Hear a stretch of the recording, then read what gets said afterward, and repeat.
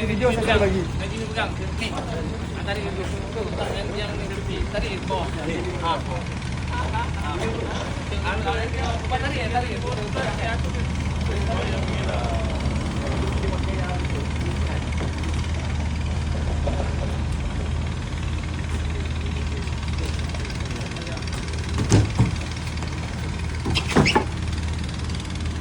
Dia tu.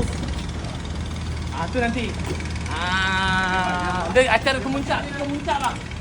Kita kemuncak. Kemuncak. Okey, biasa. Ni. Sama tarik. Tarik. Awak ke sini, awak ke sini. Tarik.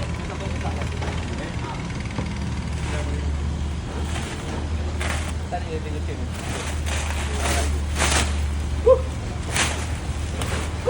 Dia ni dia nampak je dia suruh pergi. Apa aku nak buat? Larinya sebelum sampai. Bismillah. Last unit 2024. Okay, ni kira kita punya regular customer tau.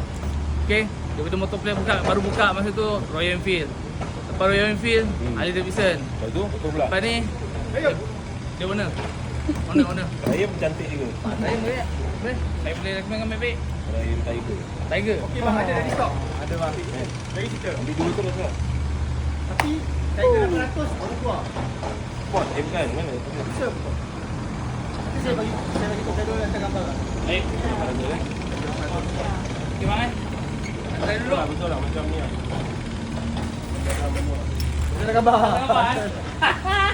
Dalam gambar. Dalam gambar macam ni. Saya tengok gambar ni. Macam bibir kau amuk. Jalan. Tak pernah aku bogelkan motor ni first time. Bogelkan motor. Ni sebenarnya antara kita punya thrill lah bang dalam Harley ni kan. So ni starting masa booking tu tak rasa sangat lah. Masa unboxing, masa deliver. Moment. Kalau ada exhaust cepat beli. Pasang dah ada dosa terus. Tak sekarang pula tu saya nak bincang kau.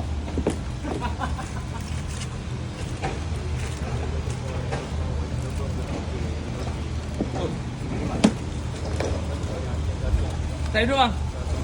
Dia dulu. Ini kurang ni. Itu dua. Cukup. Saya masih 2.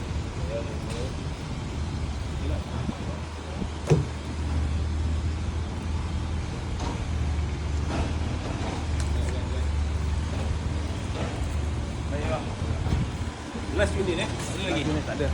Continue. Tak ada. Fikir lah. Ingat 2. Ingat 2, 1 je. Ke sini pergi dia. Pasal Last unit. saya.